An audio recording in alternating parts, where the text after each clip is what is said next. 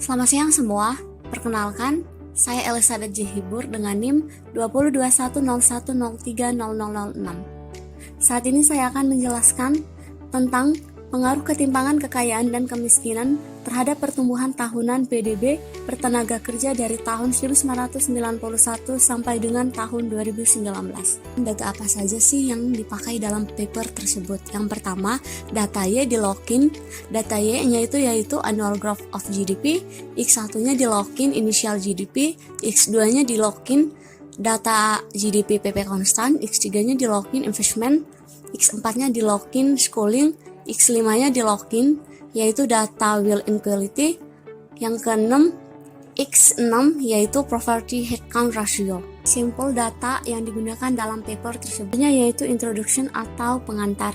Situasi kesenjangan ekonomi baik antar kawasan dan negara maupun antar kelompok pendapatan dalam satu negara tengah menjadi sorotan tajam dalam 2 dekade terakhir. Terlebih lagi, saat ini situasi perekonomian global kian berisiko dan tidak pasti dalam batas dan konteks tertentu. Beberapa pihak meyakini ketimpangan bisa mendongkrak kinerja pertumbuhan ekonomi dalam suatu negara. Namun di sisi yang lain, ketimpangan justru cenderung berevolusi menjadi mesin yang merusak proses akumulasi modal fisik, pembangunan sumber daya manusia, dan pertumbuhan ekonomi yang berkelanjutan. Selanjutnya yaitu persamaan modelnya adalah sebagai berikut. Hasil regresi dari sampel yang pertama yaitu data Asia.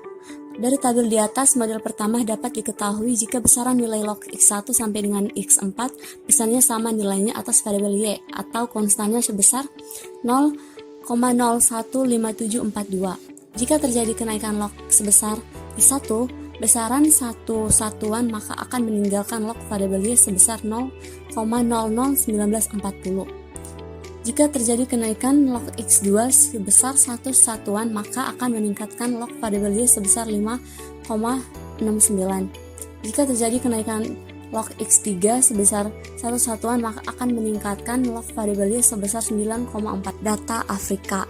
Dalam model yang pertama dapat disimpulkan dari data X1 sampai dengan data X4 secara bersama-sama terhadap variasi pertumbuhan naik turunnya tingkat annual growth of GDP atau variabel Y adalah sebesar 0,055898, sedangkan sisanya disebabkan oleh faktor-faktor atau variabel lainnya yang tidak diteliti. Yang kedua yaitu dalam model yang kedua dapat disimpulkan dari data X1 sampai dengan X5 secara bersama-sama terhadap variasi perubahan naik turunnya tingkat annual growth of GDP per labor adalah sebesar 0,048149, sedangkan sisanya disebabkan oleh faktor-faktor atau variabel lainnya yang tidak dapat diteliti. Data sampel yang ketiga yaitu data ROW. Data model pertama dapat disimpulkan dari data X1 sampai dengan X4 secara bersama-sama terhadap variasi pertumbuhan naik turunnya tingkat annual growth of GDP atau variabel Y adalah sebesar 0,224037, sedangkan sisanya disebabkan oleh faktor-faktor atau variabel lainnya yang tidak dapat diteliti. Hasil regresi dari sampel yang keempat yaitu data seluruh negara. Dalam model pertama dapat disimpulkan dari data X1 sampai dengan X4 secara bersama-sama terhadap variasi pertumbuhan naik turunnya tingkat annual growth of GDP atau variabel Y adalah sebesar 0,059264, sedangkan sisanya disebabkan oleh variabel atau faktor-faktor lainnya yang tidak dapat diteliti. Kesimpulan yang saya dapatkan dari penelitian ini yang pertama yaitu dalam penelitian ini saya juga menemukan bukti yang cukup bahwa ketika semua variabel kontrol digabungkan dalam satu model, mereka menghasilkan proporsi terbesar dari keseluruhan berpengaruh terhadap ketimpangan kekayaan dalam suatu negara tersebut.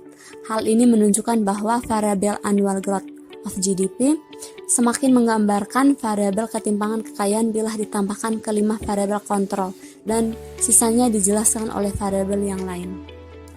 Yang kedua, walaupun terdapat banyak perdebatan para ekonom mengenai keterkaitan antara pertumbuhan ekonomi, ketimpangan kekayaan, dan kemiskinan, tetapi sebagian besar ekonom lebih mendukung hipotesis Kunerts yang menunjukkan semakin tinggi pertumbuhan ekonomi sampai pada suatu tingkat pendapatan tertentu, maka ketimpangan kekayaan akan semakin rendah dan pada akhirnya tentu saja kemiskinan berkurang. Artinya, peningkatan pertumbuhan ekonomi perlu disertai adanya pemerataan pendapatan sehingga pada akhirnya dapat mengurangi kemiskinan di dalam suatu negara. Terima kasih banyak, sekian presentasi dari saya. Mohon maaf jika terdapat banyak kesalahan. Makasih.